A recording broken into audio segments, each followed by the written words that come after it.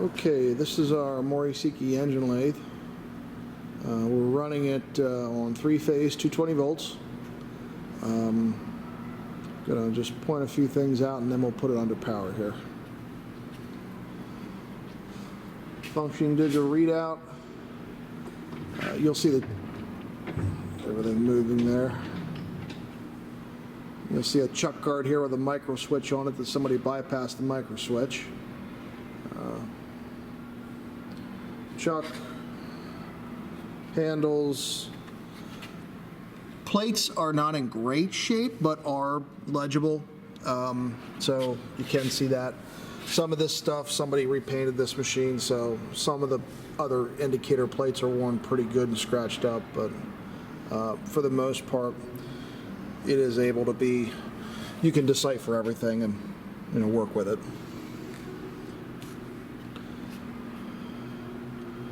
Way surfaces are pretty good. It's kind of hard with the glare to get a good close up. You can feel some slight, some wear with your finger, but nothing that I would consider major or bad. I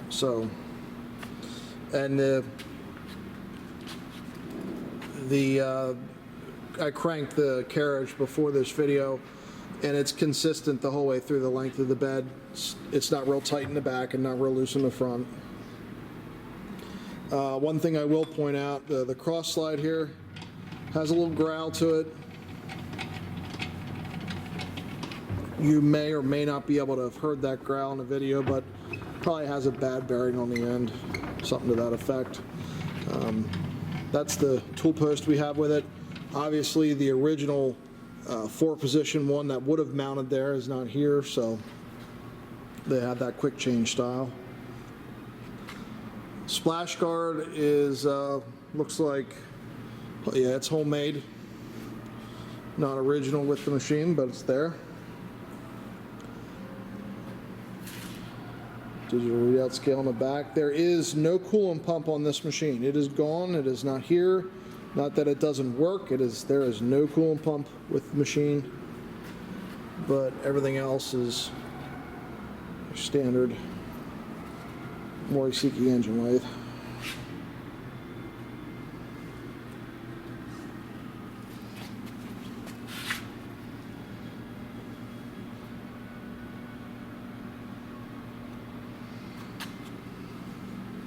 Okay, we're gonna go ahead, just start on the low end and work your way up.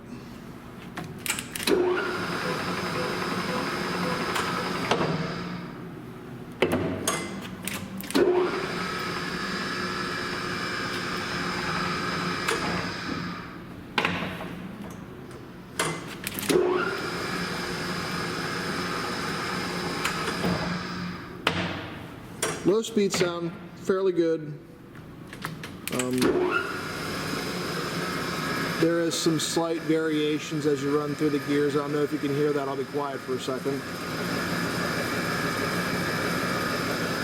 Those gears, everyone's worn a little differently. It's not something that I'm overly concerned with, as it's a used machine. It's just a pattern of where the gears have gone through. You can hear there's a faster pace kind of lob in that.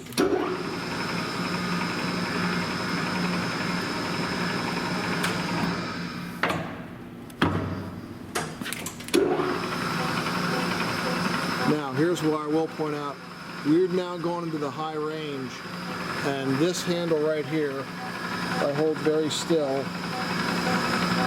You can hear the lob, don't stop it. You can hear a slight lob sound, and you can see that handle moving ever so slightly, and as we get faster in speed, that will increase. So there is the possibility that we could have a shaft bent in there, something that's out of adjustment. I think it's more likely that it's probably a shaft that might have somehow bent minimally.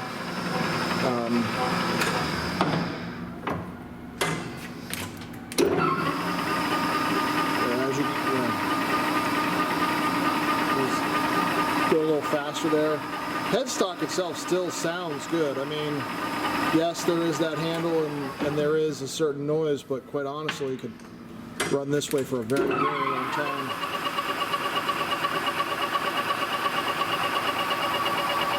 You see the frequency increases. But again, you know, as far as noises go,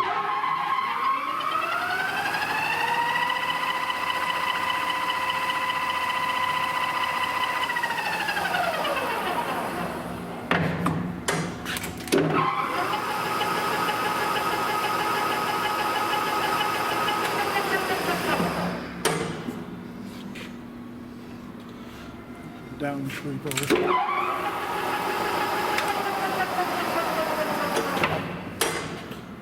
let's actually do just feeds. Let's just work some feeds in here. Work the feed shafts.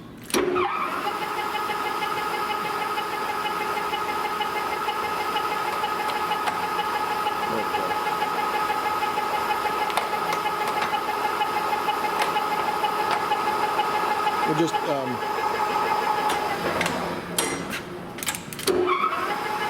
go ahead and engage it on the carriage here for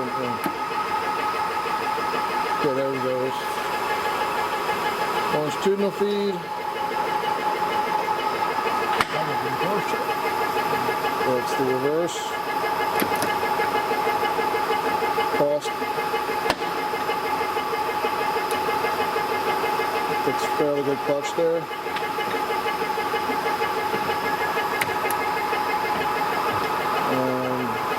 There's your half nut engaged.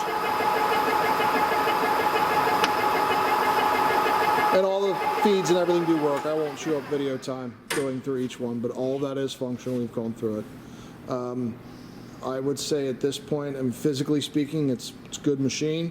Mechanically speaking, I think it's a good machine as well. It does have that issue that we've pointed out with the handle that fluctuates, that lob, if you will, in the headstock. But again, it's not, the noise is not so detrimental that we feel would be necessary to tear this all apart and find out where the issue is. So if there are any questions, please feel free to contact us and we'll go from there.